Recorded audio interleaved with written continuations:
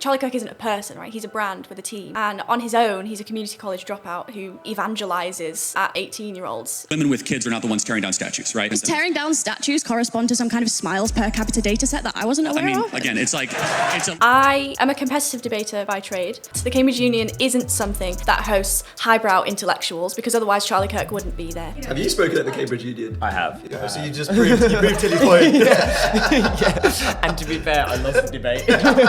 How Islam mistreats women, we could talk all day long. Like, I'm all for that. I was like, yes, fine, like, sure. Like, I didn't even mention Islam. What he's doing here is he's trying to change the topic. I think I did feel a bit of an imposter syndrome. Who cares if you deserve it? You got it. Like, it's yours. The women of the West are miserable.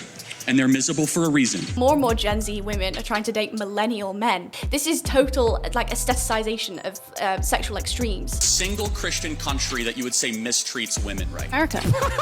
The Reform Party is a serious threat to democracy in the United Kingdom. The fight back is against oligarchy and authoritarianism. Would you say you are still like a Labour supporter? The left is incapable of compartmentalization. And I'm going to stand my ground on this one, actually. Coming from a working class background, gone to one of the best universities in the world. Kirk to Charlie Kirk. Where do you put yourself?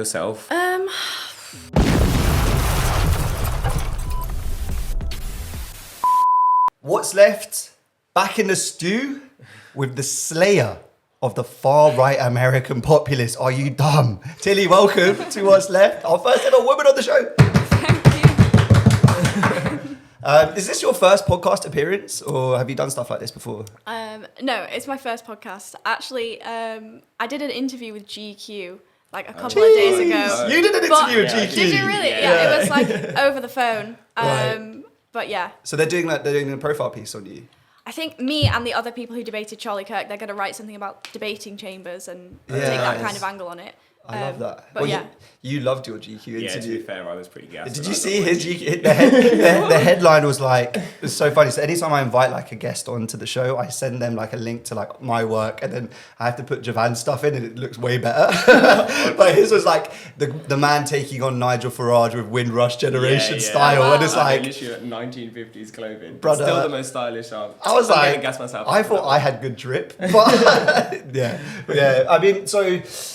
That must be mad. Like, can you just talk us through the full story of how you got into doing this debate, how you felt it went in the moment, and the reaction since?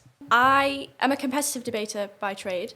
So I've done a lot of formalised debates. I did it through, I self-taught debate and then paid for a debate coach with a school bursary back in high school. And so obviously I was interested in the Cambridge Union when I initially got to university. I'd made one speech before at the Union. What was that speech on? Yeah, it was this house welcomes the decline of America. And I spoke on proposition. I saw that. Yeah. Oh, you did? Yeah. And that was, that went a little bit, that got a few, like a couple 100,000 views. And obviously I was really excited about that. So I had about 5,000 followers. Wow. And I was making a few videos on politics. The Union makes an Instagram post that Charlie Kirk is coming in. Everyone's very upset about it.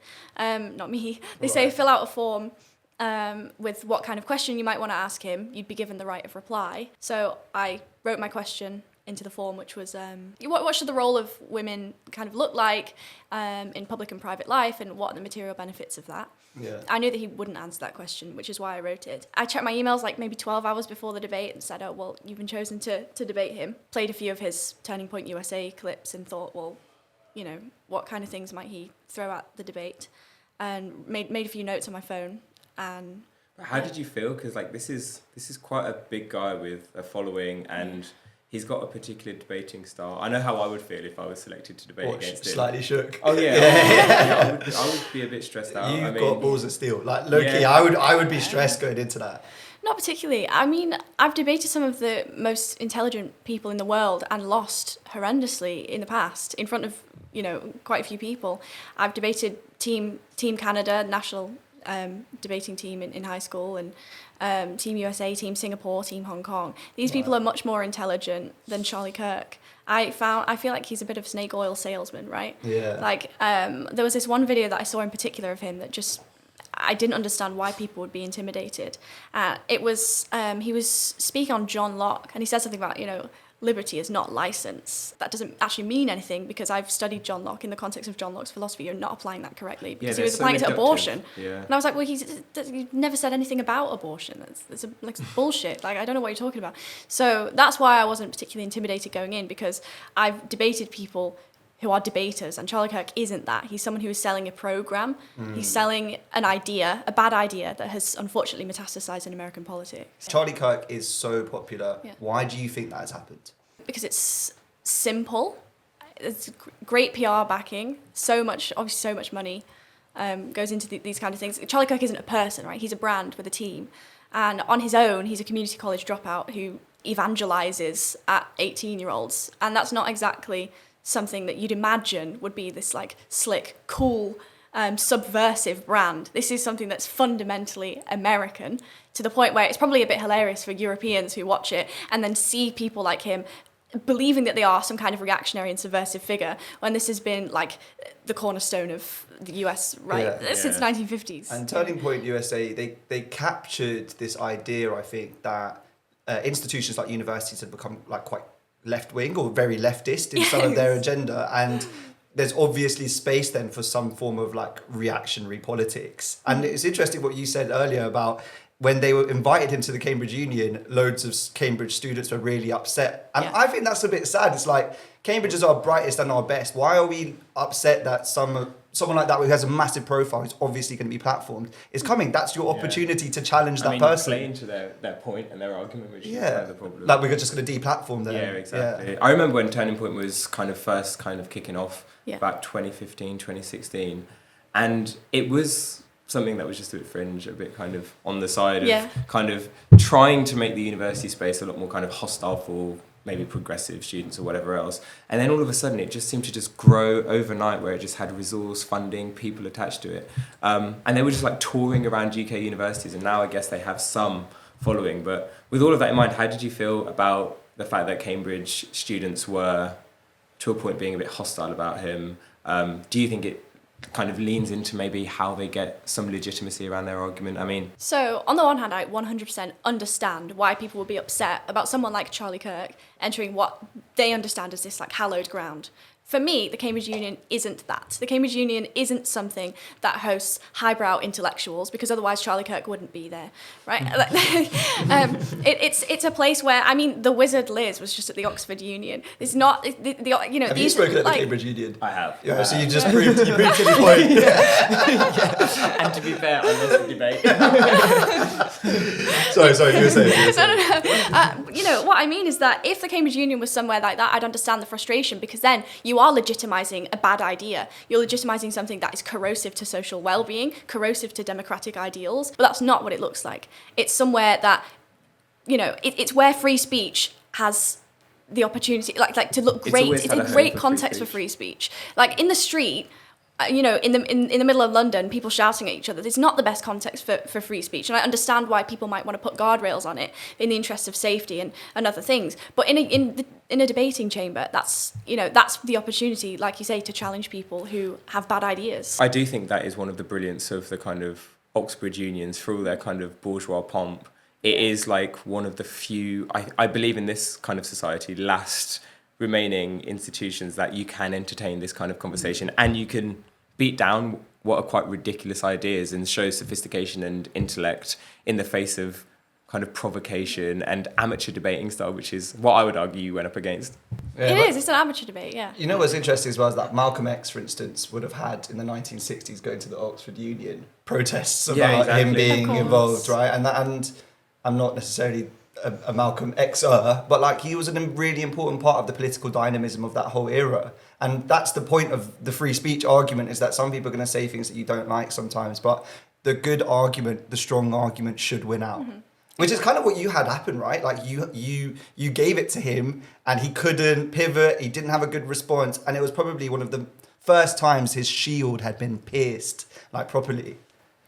I mean, I don't know about that. I don't talk myself up to that extent. But I appreciate you for doing it. Well, like honestly, you should like take a lot of good grace from it, because clearly you've captured something that plenty of other commentators who've come up against him, who are university students, weren't able to do when he was turning up on college campuses, right? So, how has that been? You've got overnight hundreds of thousands of followers on TikTok. You've probably gone from being like bit of a B-knock to, people I was not a B-knock. Really? Well, big name on campus now, though. People must stop you all the time and talk to you. But that's also a bit weird and kind of like, where's my privacy sort of vibes. How have you found that so far? So yeah, that's interesting that you would take the assumption that I was someone who was ever had any kind of debater. notoriety. Yeah, competitive debaters are like nerds. No one knows them. Right. Like, well, that's my experience anyway. But yeah, I was someone with a very small circle. Didn't particularly get out much, especially in first year. Second year was my social year, and by that I mean going to society events and networking with people. Like, I'm very much just interested in my degree and going to school and coming home. You know, overnight things changed a lot. I was invited to all kinds of events. People were very interested in me and the things that I had to say. In a way, it felt sort of superficial, but I did understand why. Is Cambridge this hyped special place for, you know, intellectuals, or is it just like another place? I mean, Cambridge students are just people. Yeah. At the end of the day, when I got into Cambridge, I was incredibly excited because I was like, oh, everyone's, you know, I'm going to be the idiot in the room. Yeah, I think you do have to readjust your expectations for Cambridge once you go, because I got into Cambridge and I'd attended a residential there before. I got on like one of those free residentials for state school students. Before that, I'd read stories of, you know, poets and authors who'd been to Cambridge, and they speak about how beautiful it is. And obviously, it is all of those things. It's beautiful and it's wonderful, but at the same time, it's still an academic institution. And what I learned through going to Cambridge was that, first of all, you can't get away with bullshit. It's not something that you can't sit in a supervision and say a bunch of flowery things and then expect to get some point. You know, I read The Secret History by Donna Tartt, and I was like, that's going to be Cambridge. When I was about 16, I was like, that's going to be my Cambridge experience. I'm going to sit around a fireplace with an old professor, and we're going to say a bunch of nonsense about, that's, you know, exactly Greek tragedy and love and all this stuff. And it wasn't. It's immensely academic, and I had to strip back all of the pretense. I actually, you know, I was quite obsessed with aesthetics for a while. Like when I was like younger, and I read Nietzsche. I was that kind of 16-year-old, super popular in high school, obviously. Obviously.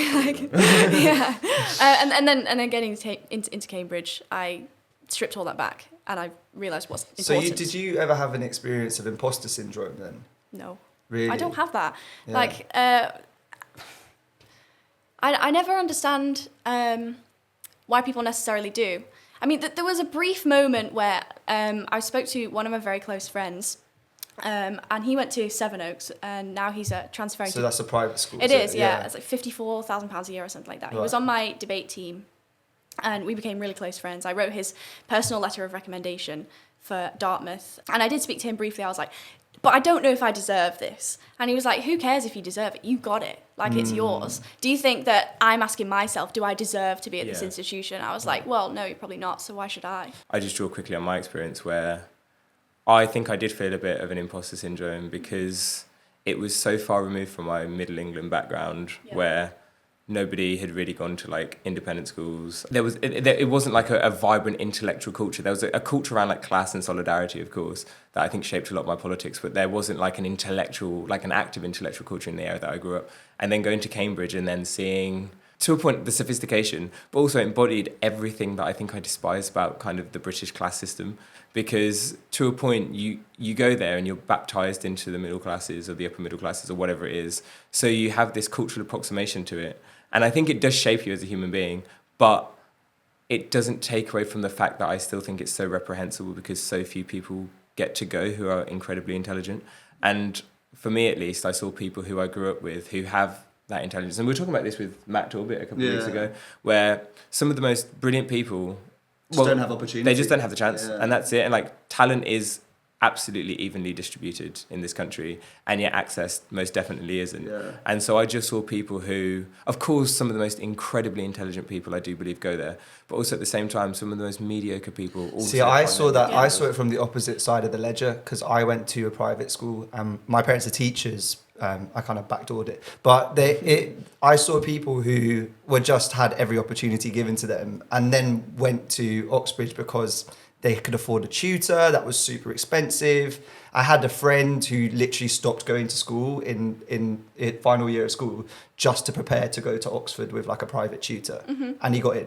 And like, and it's just like no one else. Obviously, he might see this now and I'm at him directly. But you know what I mean? Normal people don't have that opportunity. And I think in some ways that did radicalise like my politics more towards, you know, trying to change the entry level for being able to achieve in our society. And I think this is a kind of a deeper thing to talk about, really, about where aspiration lies anymore and what it's really like to be an aspirant. Can you really make it now, or is the game becoming increasingly stacked against it? You're from a working class background. Yeah. You've got to this. You're already at, not even start of your career yet. You're still a student, but you've seen the way in which the kind of needle can be thread. How do you square that circle around aspiration? Well, I don't see myself as a poster child of meritocracy. I'd probably start there. Right.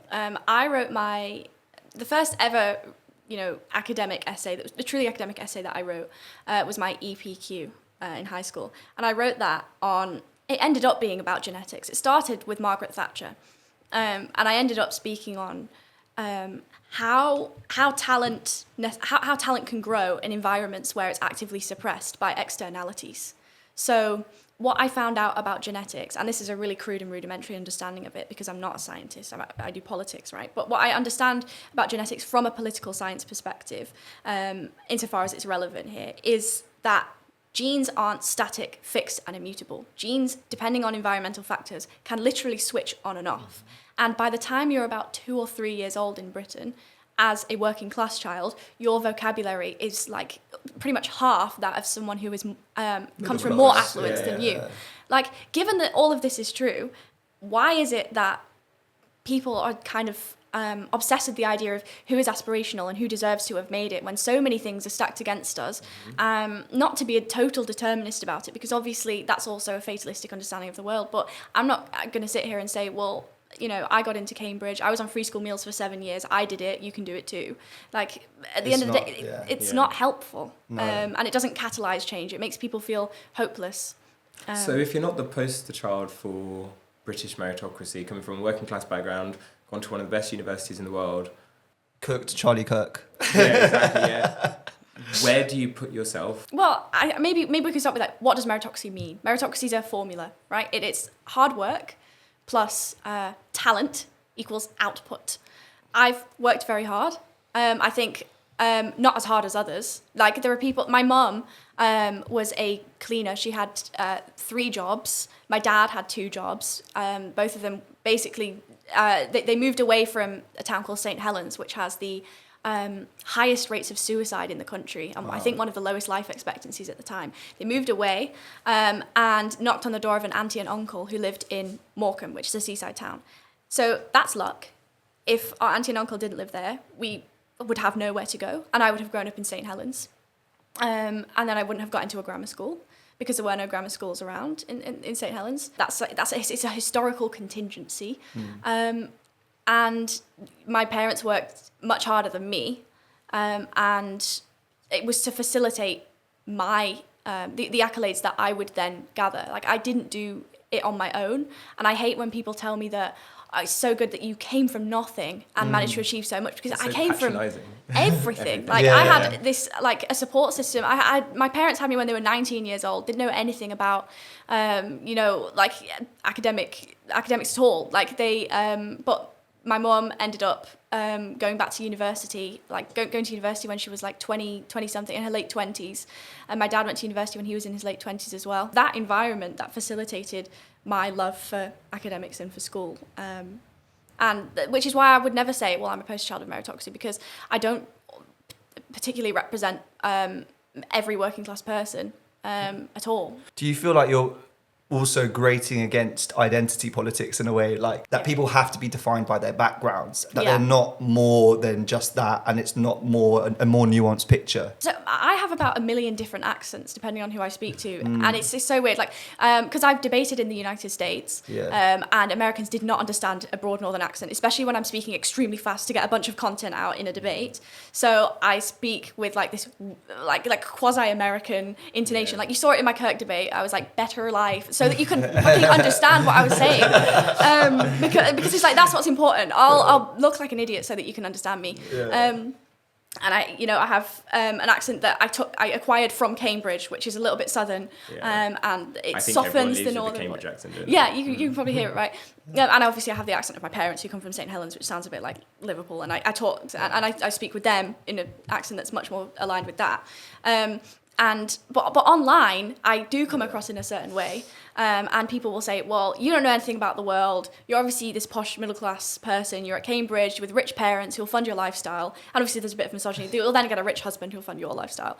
And you won't have to do anything. You know, even if that were true, I think I still care about the important issues. And I'm still disseminating them in a way that I hope people can resonate with. I don't think that your content first, isn't it? Yes. Substance first. Yeah. Exactly. But do you find on the accent thing, it's interesting because like everyone code switches, right? Like, and I've got about 15 as well in a back pocket. But I was just interested from your perspective, Joanne, because from a Midlands to doing everything that you've done in politics and stuff like that, does it grate you if anyone ever asks you about your accent? Oh, people, yeah, it really, all the time. I'm from a ethnic minority background in this country, so I speak like my dad sometimes. He's from Jamaica, and then I went to this university where they wouldn't really understand really any of the kind of colloquialisms that I speak in, and then it's also a case of being taken seriously, not just, as you say, kind of on a point of debate or anything else, but I know that when I kind of go into a room, much like yourself, and you touched upon it in terms of maybe coming from a working class background, there are assumptions made about you before you even get the chance to open your mouth. Yeah. Talking about the aspiration point, I think this is where a lot of kind of code switching happens for working class people, for kind of ethnic people, ethnic minority communities in this country, where you can't be taken seriously as your authentic self. I think you can be authentic, there's no doubt about it, but to a point your authenticity is oftentimes compromised because in order for you to be in that place where you can be authentic, you've had to compromise on something about yourself to get in that room. You get like a double sword though, innit? Because Gary Stevenson, part of his like allure is that he talks in a normal accent, but then also then gets attacked for that by people on the right who then say you're playing up to it, or it's like an exacerbated form of how you normally speak. You can't win, basically. No, you can't. You can't at all. Anywhere you go, people want to fit in. And that's just how it is. People want to feel comfortable in their surroundings and they want to be taken with a level of seriousness in whatever circumstance they're in. And so people naturally adjust. I just want to be taken as an equal and as kind of someone who's got something to contribute. Exactly. It's like you'll do things in order to achieve that, even if it means that cohorts of individuals won't necessarily be happy with you. And everyone does it. I mean, unless you're probably one of the most privileged people. But I might even push back on that because I have, you know, many of my friends went to private schools, these types of things, and what I noticed is that they will co-opt slang from the working class, such as to, you know this more than Brav, do you want me to chat? Brav, do you want me to chat? I can chat right now. It's insufferable. I can't deal with it. Like, I was taught how to like dap people up by someone who went to fucking Eton, and it was so infuriating because it's like, I should know how to do this. Like, why are you teaching me how to do this? Culture vultures. Yeah, the thing is that the top end private schools and people who've met these people will know it. There's like a group of them who will appropriate working class culture, mainly because working class culture is actually vibrant and it's brilliant. And so they understand that there is like cultural capital in it, and so they go on to use it. For me, I always found it really difficult because my mum's side is like Windrush generation, working class. My grandma came on a banana boat in the 50s. And my dad's side is like teacher, educational class, right? So I had one foot in and one foot out. So the way I talked to my cousin, I picked up the phone to him the other day and he was literally like, bro, stop talking in that voice. And I was like, I've just been in my work, you know, posh voice for such a long time that I'd forgotten to even be able to just like switch it on like that when you pick up the phone. And you see it if you know your like family who are like Jamaican. As soon as they're in the yard, everyone starts talking patois, and they'll open the door because someone's knocked the door. Hello, how are you? And so it's like written into. And these people have the Queen's English when they're ready. I can tell you that. Oh, of course. Like the most sophisticated, like proper English you'll ever hear, and then behind closed doors, they act like real bad. But I mean, I guess that is the point, isn't it? That they don't really experience any real pushback to being someone who code switches for fun or, you know, how to look culturally cool or whatever. Whereas in some real ways, we have to kind of deal with the harms of this. I used to get gaslit about my heritage all the time at school. Like, people say, you're not actually Jamaican. I've seen your daddy's white. It's like, okay. That's literally me. You know, I was like, you know more about my heritage than me. Fair play. You know, do you know what I mean? And that stuff does put a bit of a chip on your shoulder, I think, about. Well, I feel like I have the same thing. My dad's from Jamaica, but my dad's Indian. He's Jamaican Indian. So people will be like, what is this Indian guy speaking like a black guy? He says he's from Jamaica. Well, my God, and his surname's a Hindu.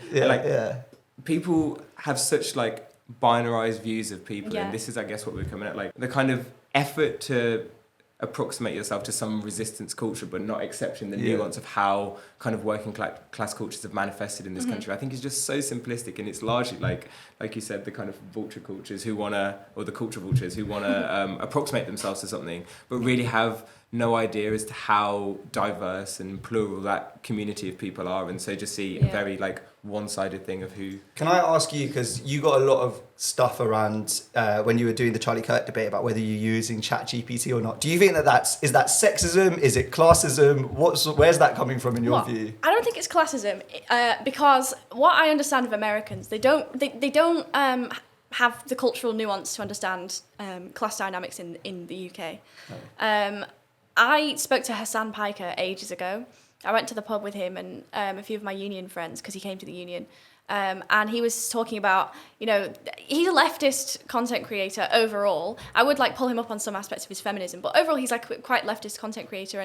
But he was saying, he was talking about gammons. He was talking about like geezers and all this stuff that he obviously no clue. Yeah, and it's like that's fine. You're not from here. That's fine. So I don't think it's classism because so many of the people who were throwing those accusations were from the United States, and potentially a little bit of misogyny, but more than anything, I think it's just disbelief that in such an age of anti-intellectualism, where people who engage in politics in a bad faith way are at the forefront of political life, people genuinely don't believe that you can predict people's responses. They believe that this is like this lost art. I got so many comments that's like, there's no way she could have predicted what he was going to say. So what are you talking about? Like, obviously, watch two videos. Exactly, I watched his videos, and then I decided I could probably predict what he was going to say. But I guess it's a combination of, outside of all the things you said, it's largely just stupidity because we've lost that ability to be agile, quick thinking, and anticipate how kind of debating operates, really. Yeah, I mean, I always did get kind of pulled up by my debate coach in the past for being a little bit too rigid, for predicting things and then reading off my notes based on what I'd predicted. Like, that's not necessarily, it's not the best trait to have in debate. I'm not the most intelligent debater. I'm not, I don't top my class in exams. I'm any other student who happened to gain a platform. That's how I understand myself anyway. Yeah. That's exactly how I feel, by the way, as well. I'm like so underqualified for this job. That's what I felt. I'm not ready for this, but unfortunately I have to step into this kind of role because I believe that we're in a state of political emergency, and academics, even academics like me, who I would loosely use that term for myself, must come to the forefront at this kind of I completely time. agree. Yeah. Well, I think that this time last year I was getting ready to lose against Farage. Not knowing it just yet, but sometimes these things come to you, don't they? Like there's an obligation to put yourself forward if you believe in a certain type of society, and I just think it's like quite a noble thing. Without being arrogant, I think it's quite a noble and necessary thing to do. As you said, we're in a political emergency, and people have traction with that. People recognise the problems, but sometimes kind of leaders just emerge out of circumstance, and I guess you're one of those. And you called out in your interview with Charlie Kirk a bit of, I guess, FGM, and there was a bit of a reaction to that. Can you kind of explain a little bit about what you experienced and how people were kind of, I guess, attacking you a bit online? Yeah. So I asked him a question to kind of demonstrate that the metric of happiness, self-reported happiness surveys, is not a reliable metric. I would ask you, would you say that a sub-Saharan African woman who's experienced female genital mutilation and checks extremely happy in a survey, and I also would check extremely happy in a survey, who do you think would be objectively more happy, even if they both check the same answer? No, again, so I fully, if you want to talk about how Islam mistreats women, we could talk all day long. Like, I'm all for that. Me too. Okay, good. So we agree. Yeah, absolutely. We actually we have agree on agreement. many things. Then we should shut off Muslim immigration to the UK, right? We totally agree. I think that all religious fundamentalism is bad, and if you take that logic, we should also not allow evangelical Christians into the UK either. Hold on. So hold on a second. Hold on. That's funny. Hold on. Can you show me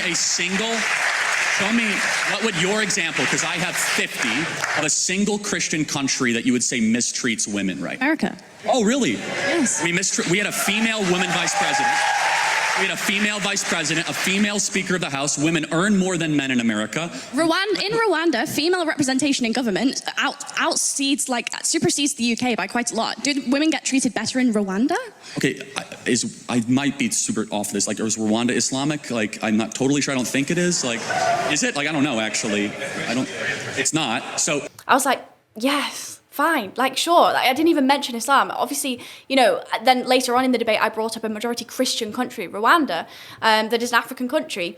But he didn't even know. He didn't know that it was, and I was just sat there. Like, I'm not even going to correct you at this point because, like, this has just descended into just idiocy. But essentially, I got loads of comments saying, "I can't believe that you agreed with Charlie Kirk that Islam mistreats women. I can't believe you agreed with him that FGM is an invention or endorsed by Islam." But I don't think that I did that. I think what I did was point out that Islam can mistreat women like any Abrahamic religion.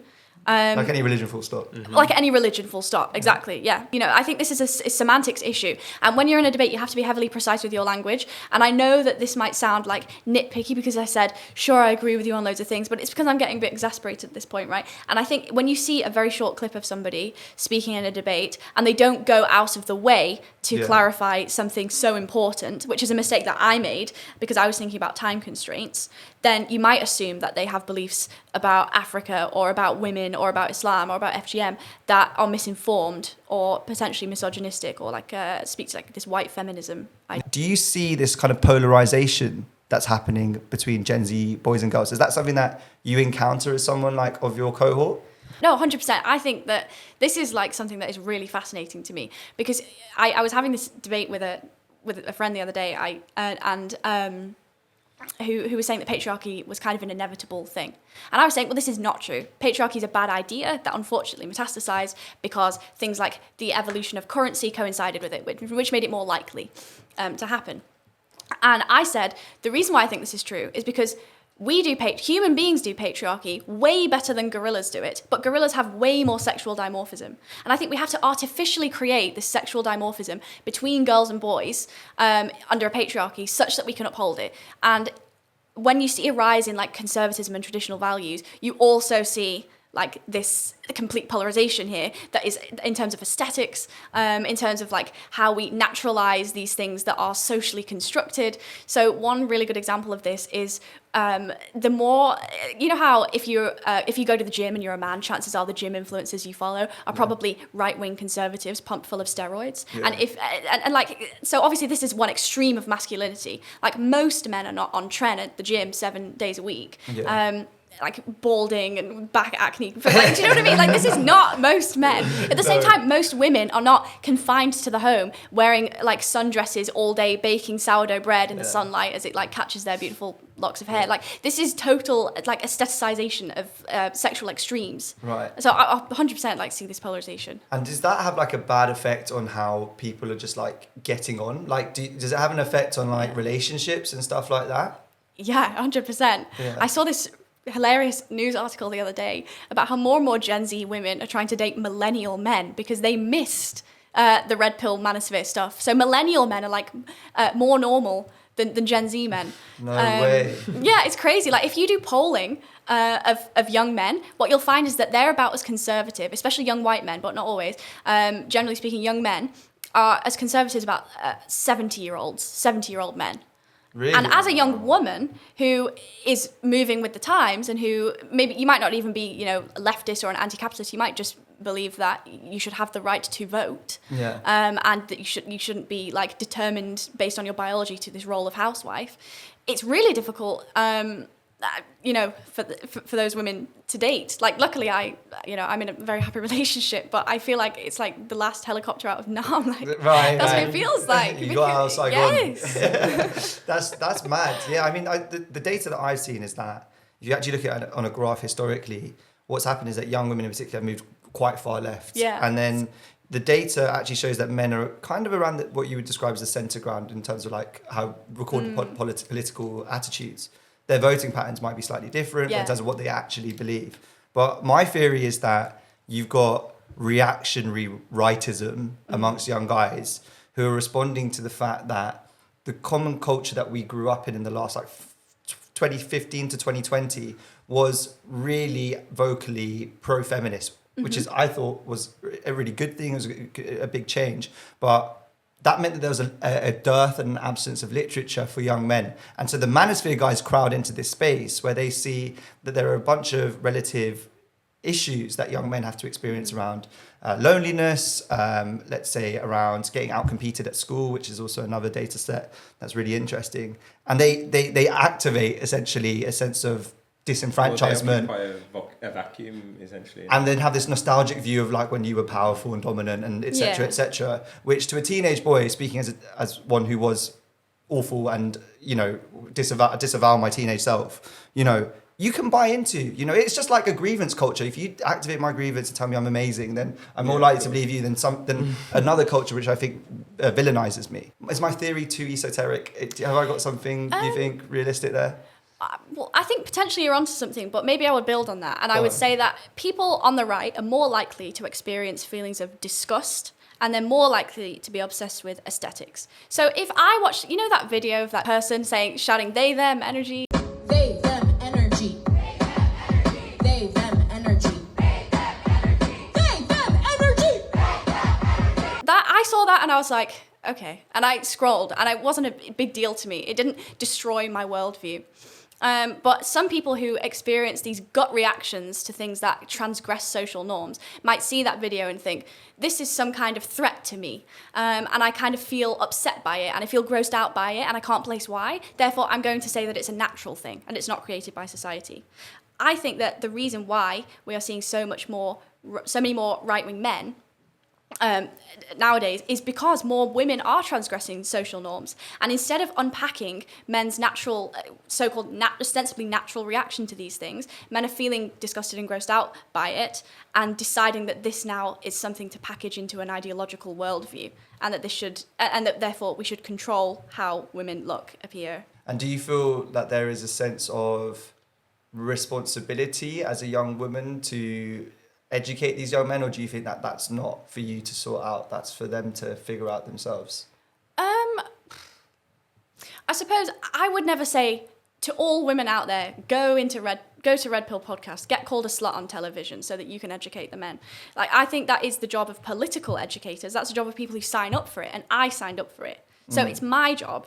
It's not necessarily, I'm not here to say, well, you know, all the women out there, speak to your red pill boyfriend and reason with him. Like, that's not what I'm here to do. No, I think it's quite noble of you to take that mantle on and say, you know, I am going to take these people on and show them that there is an alternative. I mean, like, that's part of the reason why we do this as well. Yeah. I don't want to ever be seen to be like talking down to young men who are into this stuff, because I do worry that there's like blind spots culturally that we've had on the left about talking about their issues. But economic disenfranchisement is real across social classes, across gender, you know, and in that world, we have to actually think about the root causes more than just the kind of rhetoric value involved in, like, you know, aesthetics and like, I think like Hassan Abbey getting jacked, for instance, is like part of him trying to aesthetically appeal to these young men in a way that, in language that they find acceptable. But you know, radical leftism, I don't think, is the only way in which we should be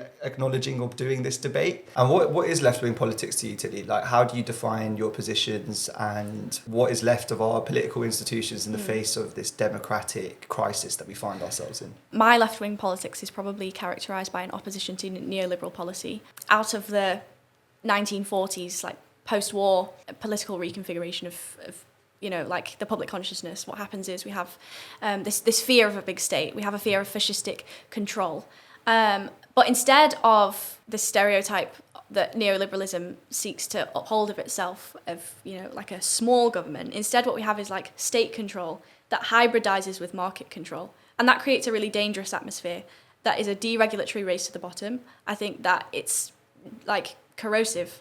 And I think that it causes income inequality, which is something that I'm really passionate about. I think income inequality is one of the most pressing issues, not only globally, but domestically especially, because obviously, as we've seen, between countries, income inequality has decreased, but within them, we have these absolute decimation of a strong middle-class core, which is really important for democracy. I think like my left-wing politics encompasses all of these things. I think it's like, sure, I can hark back to theory, I can hark back to materialism, whether or not I'm someone who believes that ideas drive things forward, or all these other factors.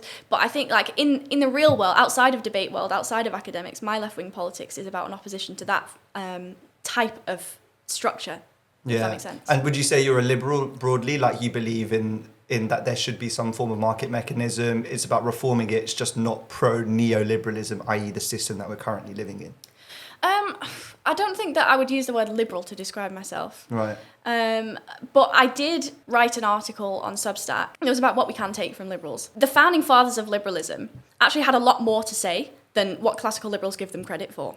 So, for example, Adam Smith is understood as like the father of modern liberalism and the invisible hand of the market guiding all these interactions and this sort of thing. And this is why Hayek comes about. And Hayek is like the what people believe Adam Smith is. Can you explain what Hayek believes, just for our listeners? Sure, yeah. Hayek believes that any kind of planned economy is automatically going to lead to some kind of totalitarian regression, and that this is obviously a bad thing. And he uses the examples of Nazi Germany as upholding itself as some kind of moral institution, not necessarily like with good morals, but as in not outside of a market mechanism, which is objective and amoral and apolitical. So Hayek says, well, in order to have a functioning democratic state, we should have a state that governs on behalf of the market only. We should have a minimal safety net below which people can't fall. And other than that, we should strip back the welfare state. We should strip back social safety mechanisms. He wasn't, for example, something like the NHS, he believed would lead to authoritarian regression. So that's what Hayek believes, and that's what many people think Adam Smith believes. But this is not true. Obviously, you're nodding your head, you know this, right? Adam Smith doesn't believe this. He spoke about greed and how greed was a terrible thing. But the maxim, greed is good, somehow came out of Adam Smith. And this is all totally wrong. So as much as I would say, I'm not a liberal, I put myself in the leftist camp if I were to do something like that, and assign myself this. But I'm young, I'm 20 years old, I think. Yeah. I have a lot to learn. Maybe it's a little arrogant of me to place myself somewhere so early. But if I had to do it, that's where I'd put myself. One of the greatest bits of literature, I think, is The Theory of Moral Sentiments by Adam Smith. I mean, everyone defers to The Wealth of Nations, which is where they get the invisible hand and the free market and all that kind of stuff. But there's a whole kind of moral philosophy that encompasses kind of Smithsonian thinking, again with some of the great liberals of John Stuart Mill, Rousseau, Rawls, all these people, and yet they have been hijacked by like a right-wing ideological caucus in the Hayekian school of thinking that has now come to dominate society. And I think it's a perversion to the traditions of like Enlightenment, right-wing liberal kind of thinking that has now like co-opted our institutions, that has ensured that governments can't respond to the issues of the day because they're so constrained by market interests. And I would entirely agree with you what you said. I would put myself in the socialist camp more so than a liberal camp, but you didn't ask me the question. No. I asked because I'm still kind of agnostic about a lot of this stuff. I guess the real interest of what you were making the point about greed is that the way in which people can see this now is just the presence of monopolies. Yeah. And people like Peter Thiel who think that monopolies are good, right? Like this is how the market should be structured, is that you just have to corner a bit and own it. And if you're not working that way around, you're doomed to fail. Yeah. I mean, what do you think about the way in which American capitalism has moved so far and is moving under Trump? Yeah, I think, the reason why I'm so interested in the United States is because it has a consequence for all of us. Yeah. I don't think that the reason why, obviously, harking back to that speech I made at the Union a long time ago, welcoming the decline of America, obviously I don't think America should burn to You've got the the ground. USA top on. I do. It's part of the brand at this point. It's part of the brand. There's some far right guy just like punching the air like with every comment you make. Yeah. What was I saying? You're saying about the decline of America.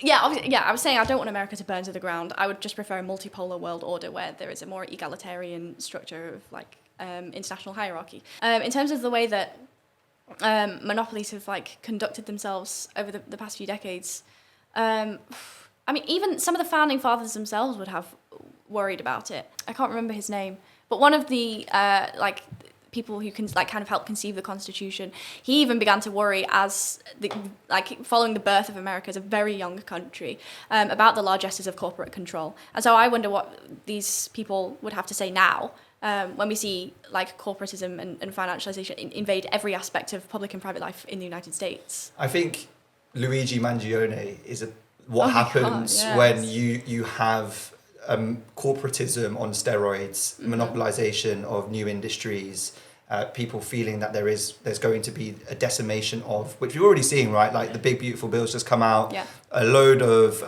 public services have had their money completely cut. Trump's specifically gone after healthcare as well. I think what's really fascinating is that, to me, that is anti-capitalist terrorism. And the way in which... Interesting. And I'm not a supporter, I'm not an endorser before anyone comes after me. We condemn. We condemn. I'm not pro-assassinating anyone, for the record. Yeah. And, you know, there's a reason why I think, interestingly, the debate about him in the mainstream media is just so shut off. I mean, if this was terrorism of any other kind, you would be we speak about Islamist terrorism constantly. It's an awful evil. It's a problem. To be condemned. It's an awful, which is condemned, which we condemn. But why you know, we're not talking about it in the same vein. I just think that's so fascinating about where debate can really be, you know, held to the limelight and places where it can't be. Yeah. We're moving in an incredibly dangerous way, and I think you're right in to say that America is the centre of gravity and we're all downstream of what happens there. How does the UK, you know, fit itself into that world? And I think, would you say you are someone who is still like a Labour supporter?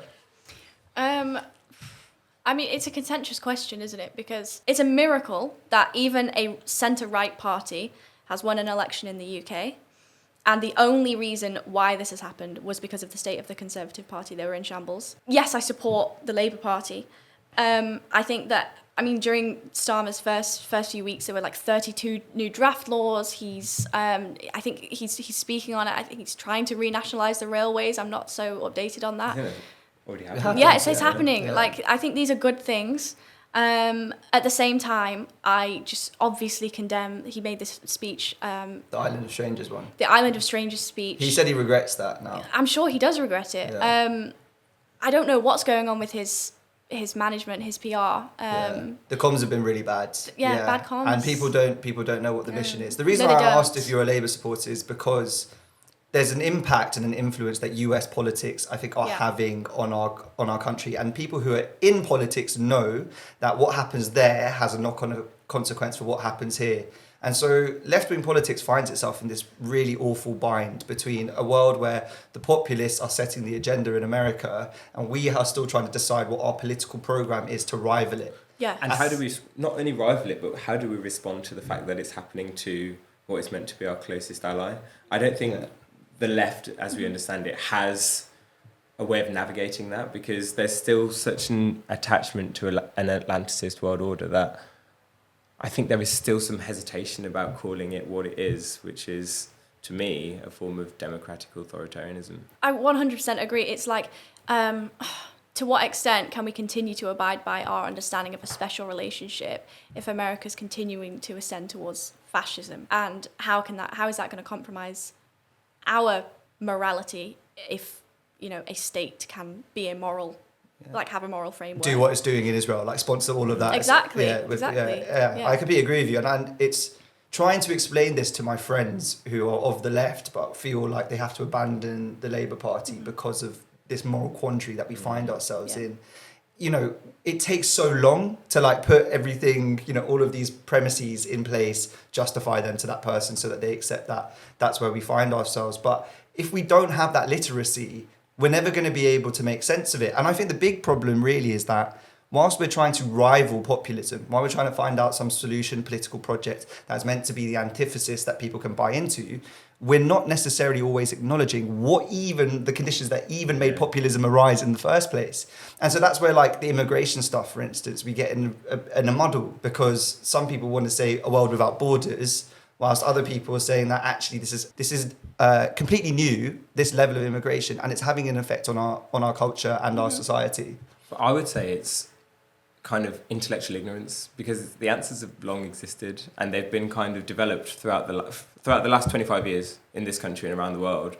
It's a point-blank refusal to engage with them, to accept them as legitimate bodies of thinking, and to a point incorporate them as part of your political movement. Exactly. I mean, when you watch older debates that happen in Parliament, something that really interests me is that the word socialism is used all the time, and it's debated as a legitimate economic idea because it is a legitimate economic idea. Margaret Thatcher was not shying away from calling out what she perceived as the ills of socialism and a nanny state and all the other, everything else. And nowadays, we don't see this kind of debate about what kind of economic model do we want. We had the debate in post-war Britain about whether or not we should continue to adopt Keynesianism, about whether or not euro-dollar markets were necessarily a good thing, about whether or not we should follow America's footsteps in that way, or whether, and kind of take on this transatlantic deregulatory feedback loop. That's what the literature sort of calls it. We were having these debates, these broad, sweeping intellectual debates, and they were happening in the public sphere, and it was vibrant, and people were involved. Postmen, cleaners, there was a much more vibrant political space. And now we just talk about trans. Now we talk about should transgender women be allowed in sports? Yeah.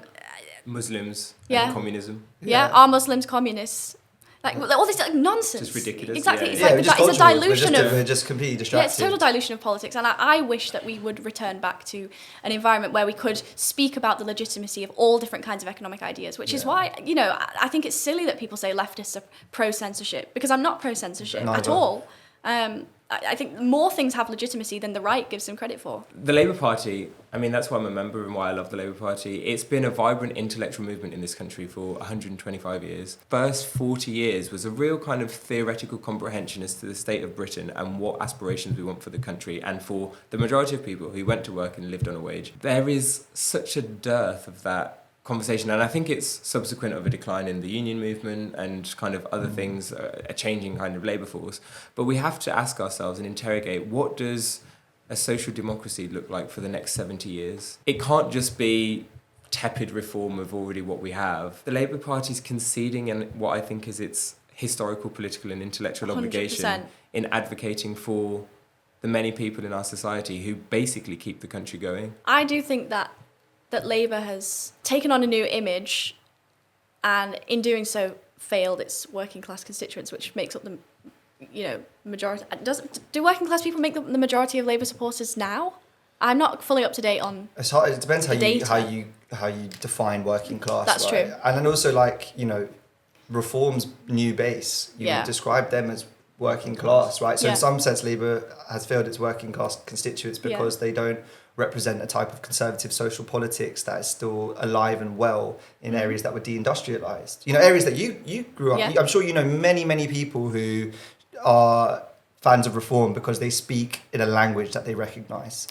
Yeah, that's one of the reasons why my parents moved away from St. Helens, because it was becoming, even back then, they describe it as becoming like a white supremacist town. Really? And obviously, now I can't imagine what it's like. I have a cousin who I speak to from St. Helens, and he tells me that his family, are playing white power songs and speaking and voting for reform, and this is normal and commonplace. What's a white power song? White power songs? Like what? Like Kanye West? The new Kanye album? Is that? I guess that kind of counts. Well, yeah, I don't know if they're playing that. Maybe the younger ones. But like KKK songs. This is something. That's fucking mental. Yeah. But again, that's the weakness of the Labour movement, to create a positive case for people. Yes. So people are defaulting to what I see to be quite toxic and anti-British cultures and values, because for so long, outside of trying to get into government, we just haven't made the case for what we believe in, this type of society we want to create. And that's really concerning to me that that's happening. Yeah, 100%. But it scarily doesn't surprise me either. Definitely. But to clarify, I do believe that racism comes from top down. It's something where, it's not this bottom-up movement. It rarely is a bottom-up movement. Like, maybe Poland is an exception. Like, you can think of these individualized exceptions where racism and hyper-nationalistic sentiment is something that comes from the bottom up. But most of the time, I would argue that consent for policies that actually go against the best interests of working class people is procured, by good intelligent policymakers, that is then spoken into existence in the pub and at social gatherings and finally at the ballot box. They've announced that there's going to be a new left-wing party. So Zara Sultana and Jeremy Corbyn are coming together. Do you think that this is going to be a positive for the wider left-wing movement, or do you think that this could be a negative? Well, on the one hand, it's a means by which to hold the Labour Party accountable. On the other hand, it's this has come about at a time when I believe that the Reform Party is a serious threat to democracy in the United Kingdom. What I worry about is that as much as I think Jeremy Corbyn, like, I align myself strongly with most of Jeremy Corbyn's politics. I met him when I was 11, when he was going around the election. I got a picture with him. Like, I worry of him, that him being the face of that party is going to backfire because of the way that the media treated him. Because, I mean, there was that awful picture of him in a hat because it was cold, and they put these like Soviet-style propaganda. It was on the BBC. I mean, the way that that the media onslaught against Jeremy Corbyn occurred, I don't know if that he's able to recover from it, and I hope that he can. But at the same time, obviously, there's that worry that there's going to be division among the left, and I hope that instead of causing further division, the current Labour Party stops capitulating to the interests of the right and instead listens to what everyone. But I guess that's the argument that the Labour Party would put forward, isn't that you're splintering the progressive vote and you're going to get a Reform MP as a consequence. And I hear it. I 100% hear it. And I don't have a solution. I'm not here to make prescriptions. Like, my kind of, what I see myself as, in terms of my role in politics, is someone to just speak about what the problems are, what the data looks like in political science, and what the literature is saying. It's up to policymakers and it's up to more informed people than political science students to be making prescriptions for people. I think I'm hearing a torn heart on your between someone who acknowledges that like there is a moral basis for where these people's politics is coming from, but there is a pragmatic problem in splintering the party, and that's where I'm always going to lean to the practical because it's real rather than the ideological. That's my politics. But I think the problem that we're landing on is that the left are increasingly divided again. You know, we're increasingly splintered again, and that the only way in which you know, we could keep reform out with a cordon sanitaire in the same way like French politics managed to keep out Marine Le Pen and the Front National now, but if they can't find a prescription, like a political project to unite that front, you're just putting off the inevitable. Exactly. And so we've got to unite the left. We've got to like figure out there's a space in the tent big enough that can account for these people. Yeah, of course. And I think, to me, that's where some of my concern comes, is that people are feeling as though they're being pushed out. I'm always a defender in the broad church. I think it should have everybody who is left of centre thought, because that is the makeup of British society. I mean, there are going to be people who vote for Labour because they don't want the Tories, and there are going to be people who are to the left and have an ideological vision as to what they want. They are all legitimate voters in a democracy. Mm-hmm. To me, this is a real conversation now about how does the Labour Party respond to people leaving, or a voter base that is increasingly declining because of its kind of politics.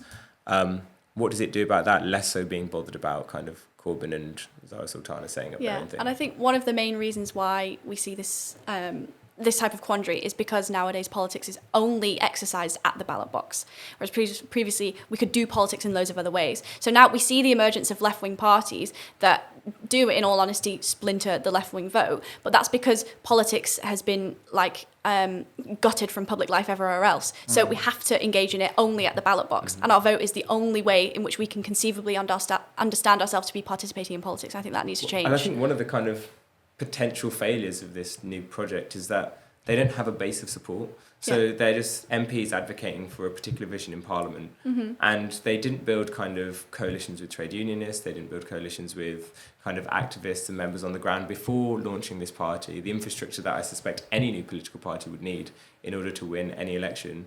Rather, they were kind of protesting about the direction of the Labour Party and saying, well, fine, we're going to go and set up our own thing over here, rather than seeking to soothe maybe some of the poverty around intellectualism and kind of vibrancy of the Labour Party more broadly. That's what's going to be the problem, I think, for them. I will always support the Labour Party, but I think it has to be more accommodating of people who may be a bit more challenging of the current direction of it.